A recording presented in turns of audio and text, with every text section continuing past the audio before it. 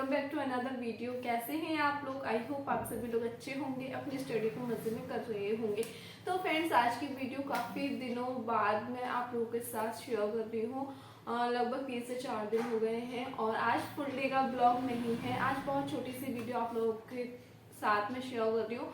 आज मतलब कि काफ़ी सारे लोग हैं जो कि कमेंट करते हैं मेरे पास सीटेट एग्ज़ाम को लेकर के कि सीटेट की स्ट्रेटेजी बताइए या सीटेट के लिए कैसे पढ़ें, कहाँ से पढ़ें, आपने कहाँ से पढ़ा था। तो मैं वो सारी चीज़ें आप लोगों के साथ शेयर करूँगी, अपनी चीज़ें कि मैंने कहाँ से पढ़ा था, क्या क्या चीज़ें पढ़ी थी जिससे कि मेरा फर्स्ट अटैम्प्ट में ही सीटेट क्लियर हो गया था।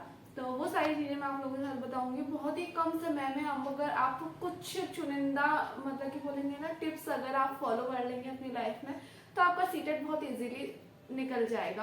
क्योंकि आप लोगों को पता है कि सीटेट जो एक एग्ज़ाम है वो काफ़ी सारे एग्ज़ाम के लिए एलिजिबल है। मतलब कि हम अपने स्टेट का तो एग्ज़ाम हम सीटेट से दे ही सकते हैं, साथ ही साथ में जो सेंटर का एग्ज़ाम होता है जैसे KVS हो गया और ना तो या फिर हम अदर स्टेट के लिए अप्लाई कर रहे हैं तो उसमें भी हम सीटेट से अप्लाई कर सकते हैं। और आप लोगों ने देखा होगा कि सीटेट काफ़ी सारे लोग हैं जो कि देते हैं और कहीं ना कहीं 1 नंबर से 2 नंबर से काफ़ी बार ऐसा होता है कि रह जाते हैं।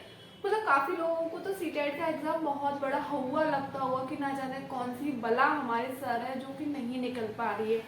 और बहुत सारे लोगों को मतलब कि सीटेट ऐसा लगता होगा बस चुटकियों में ऐसे निकल जाएगा। तो बस उन दोनों चीज़ों में बस थोड़ा सा डिफरेंस है कि हम कुछ गलतियां करते हैं। क्योंकि देखो, अगर आप सीटेट का एग्जाम दे रहे हैं, आप कहीं 1 या 2 नंबर से रह जा रहे हैं तो ऐसा तो नहीं कि आपने सीटेट का बिल्कुल भी नहीं पढ़ा है।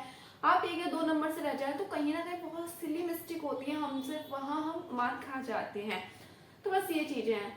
तो चलो फ्रेंड्स, ज़्यादा लंबी वीडियो ना करते हुए जल्दी से मैं आप लोगों तक चीज़ें बता देती हूँ कि मैंने कहाँ से कैसे कैसे पढ़ा था। तो बहुत छोटी छोटी से टिप हैं जिनको अगर हम अप्लाई करते हैं तो चीज़ें हो जाएंगी।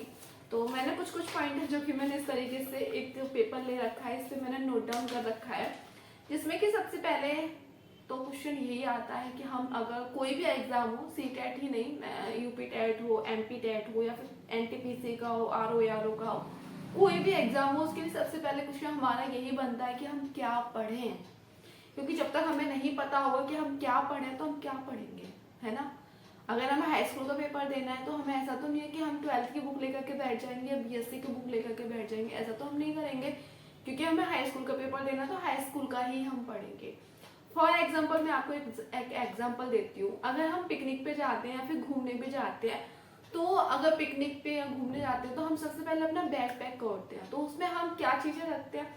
हम सबसे पहले ये सोचते हैं कि वहाँ का जो इन्वायरमेंट है और वो सारी चीज़ें हैं, मौसम जलवायु कैसी है वहाँ की। हम मनाली शिमला की साइड में जा रहे हैं या फिर हम गोवा और इधर साइड में जा रहे हैं, कर्नाटक केरल इधर साइड में जा रहे हैं। तो दोनों चीज़ों में आप लोगों ने देखा होगा कि मौसम का कितना ज़्यादा डिफरेंस है, मौसम नहीं जलवायु, है ना। तो उन सारी चीज़ों का बहुत ज़्यादा डिफरेंस होता है। तो उसके अकॉर्डिंग हम अपने कपड़े, क्लॉथ, शूज, सैंडल, स्लीपर, जो भी चीज़ें रहती है उन सारी चीज़ों को हम रखते हैं। अगर हम इधर नॉर्थ साइड में जाएंगे तो हम मतलब कि गर्म कपड़े रखेंगे, और इधर गोवा साइड में जाएंगे तो हम उस साइड समर टाइप के कपड़े रखेंगे। तो वो सारी चीज़ें होती है। सेम अगर हम कोई भी एग्जाम देते हैं तो उसके लिए हम सबसे पहले वहाँ का सिलेबस देखेंगे कि क्या क्या है। ऐसा तो नहीं है हम हिस्ट्री की बुक उठा लेंगे सब कुछ पढ़ेंगे सीटेट के लिए, सीटेट में तो हिस्ट्री होती ही नहीं है। सेम मैथ में ऐसा नहीं कि मैथ में हम उठा लेंगे और सब कुछ पढ़ेंगे, क्योंकि हम सारी चीज़ें हमें सिलेबस के अकॉर्डिंग पढ़नी होती है, तभी हम एक अच्छा परफॉर्मेंस कर सकते हैं किसी भी एग्जाम के लिए। तो मेन चीज़ है कि जब भी आप किसी भी एग्जाम के लिए तैयारी करें सबसे पहले आप उसका सिलेबस देखिएगा, बहुत अच्छे से, बहुत छोटे से मतलब बोलूँगी एनालाइज करिएगा बहुत बारीकी से। जब आप सिलेबस को एनालाइज कर लेंगे तो आप समझिएगा 50% आप वहीं पास हो गए, जब आप सिलेबस को एनालाइज कर लिए। और सिलेबस को एनालाइज करने के बाद आप सबसे पहले थ्योरी पढ़िएगा। और थ्योरी ऐसे नहीं है कि आप बस पढ़े जा रहे हैं। आपको पता है कि 3 महीने बाद एग्जाम, तो 3 महीने तक आप थ्योरी पढ़े जा रहे हैं, नहीं। आपको बहुत ही जल्दी वे में आपको थ्योरी कंप्लीट करना है, क्योंकि मेन चीज किसी भी एग्जाम को क्लियर करना होता है तो वो होता है रिवीजन एंड प्रैक्टिस। आपको रिवीजन और प्रैक्टिस बहुत ज्यादा करनी है, लेकिन प्रैक्टिस आप तभी कर सकते हैं जब आपको उसके बारे में नॉलेज हो। और नॉलेज के लिए आप सबसे पहले आप उसकी थ्योरी को कंप्लीट करेंगे। तो आप अपने आप को एक डेडलाइन दीजिए, एक टारगेट दीजिए अपने आप को शेड्यूल बनाइएगा कि आपको इतने टाइम तक आपको थ्योरी कंप्लीट करना है, क्योंकि आप लोगों को पता है कि सीटेट के लिए मात्र हमारे पास अब दो महीने रह गए हैं, 30 से 35 दिन है, अब हमारे पास ज़्यादा टाइम नहीं बचा है। तो उसके लिए हम एक डेडलाइन देंगे 50 डे या 20 डे की, हमें इसमें थ्योरी कंप्लीट करना। और सीटेट का बहुत ही मतलब बोलेंगे ना तो बहुत ही छोटा सा सिलेबस है, और सिलेबस के ही अंदर आता है बहुत सारी चीज़ें, रिपीटेड क्वेश्चन भी आते हैं। तो अगर आप 20 दिन में अगर आप थ्योरी कंप्लीट करना चाहेंगे तो इजीली हो जाएगी, बस आपको शर्त है कि आपको अपना अच्छे से टाइम देना पड़ेगा। सेकेंड चीज़ है कैसे पढ़ें, क्या पढ़ें पता चल गया, अब इस चीज़ को हमें कैसे अप्लाई करना है वो भी तो आप, अगर आप ट्रिप पे जाते हैं तो आप सबसे पहले देखेंगे ना वहाँ का रूट कि वहाँ तक आपको पहुँचना कैसे है, बस से ज़्यादा सही रहेगा या ट्रेन से ज़्यादा सही रहेगा, है ना, वो चीज़ आप रूट देखेंगे वहाँ का। तो मेन चीज़ है आप कैसे पढ़ें। तो उसके लिए आप सबसे पहले अपना एक शेड्यूल टारगेट करेंगे, आप एक टाइम टेबल बनाएंगे, शेड्यूल टारगेट करेंगे, वही चीज़ें डेडलाइन वगैरह जो मैंने बताई थी वही सारी चीज़ें आप एक डेडलाइन देंगे। क्योंकि आपने देखा होगा कि जब आपका एग्जाम होता है तो जो लास्ट डे रहते हैं आपके 2, 3 या 5 दिन या एक हफ्ता, तो उसमें आप इतना फास्ट पढ़ते हैं, बहुत ही फास्ट आप मतलब चीज़ों को पढ़ते हैं कि आप पूरा मतलब कि 2 से 3 महीने का जो सिलेबस रहता है वो आप 2 दिन में कंप्लीट कर लेते हैं। और ऐसा भी नहीं कि आप बस पढ़ते जा रहे हैं, माइंड में कोई चीज़ नहीं है, नहीं, माइंड में भी वो चीज़ सेट रहती है, आपको याद रहती है। तो सेम वही आप डेडलाइन आप देंगे ना, तो आप डेडलाइन देकर के जब आप सिलेबस को कंप्लीट करेंगे तो चीज़ें ज़्यादा अच्छे से आप याद कर पाएंगे। लाइट चली गई है बट कोई बात नहीं, मैनेज कर लेना।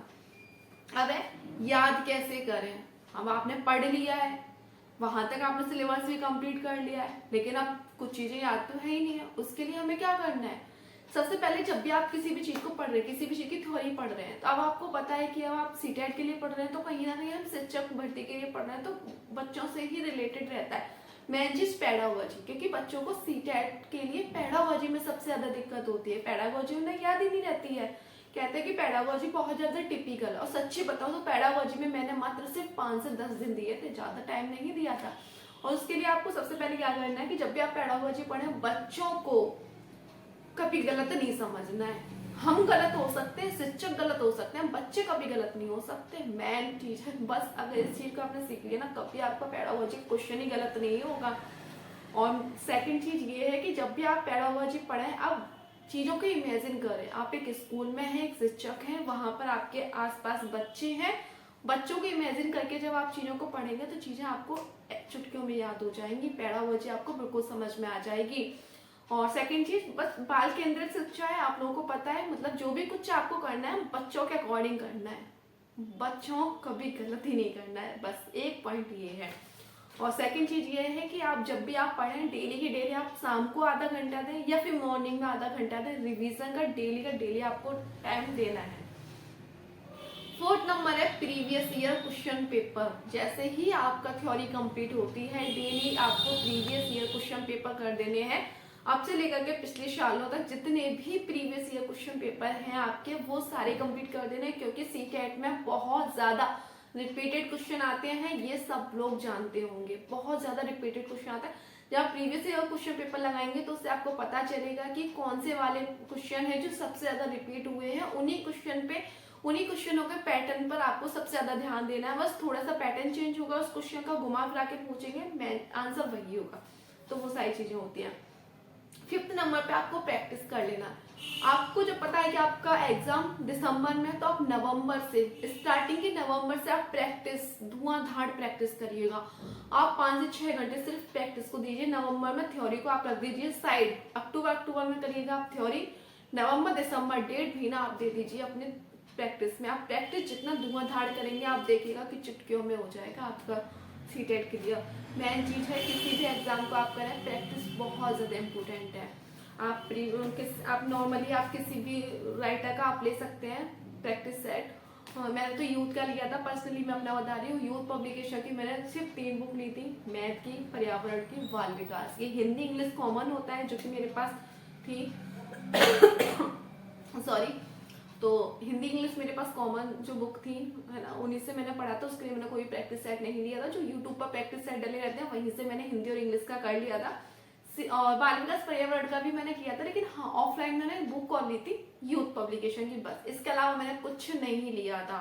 बस आप किसी भी एक राइटर की ले सकते हैं, मैं ये नहीं कहूँगी यूथ की लीजिए, आप किरण का ले सकते हैं, घटना चक्र ले सकते हैं, कोई सा भी जो आपको समझ में आए आप वो ले सकते हैं। मेन चीज और सबसे अच्छा सोर्स हमारे पास प्रैक्टिस सेट का है यूट्यूब पर आप डेली दे सकते हैं। लेकिन हाँ, एक चीज और है कि आपने देखा होगा कि यूट्यूब पर हमें टाइम बहुत ज्यादा लगता है किसी चीज को। अगर आप यूट्यूब पर आप प्रैक्टिस सेट करेंगे तो आपने देखा होगा कि 1 घंटे में सिर्फ 30 से 35 क्वेश्चन वो लोग सॉल्व कराते हैं। और अगर आप ऑफलाइन कोई प्रैक्टिस सेट लेकर के बैठते तो आप देखेंगे कि 1 से 2 घंटे में आप पूरा 5 सब्जेक्ट का प्रैक्टिस सेट कर लेंगे, मतलब 150 क्वेश्चन आप सॉल्व कर सकते हैं। तो वो सारी चीजें थोड़ा ऑफलाइन में टाइम हमारी बचत हो जाती है, चीजों को ज्यादा अच्छे से हम पढ़ सकते हैं। ऑफलाइन में क्या होता है, 1 घंटे में हम 10 से 15 पेज आराम से पढ़ सकते हैं, है ना, और प्रैक्टिस सेट वाले। और लेकिन अगर आप ऑनलाइन पढ़ेंगे तो उसमें थोड़ा टाइम लगता है, बस ये है और कुछ नहीं है। आई होप सो आप लोगों को आज की मेरी वीडियो समझ में आई होगी। जो जो मैंने टिप बताए हैं वो आप लोगों को यूजफुल लगे होंगे।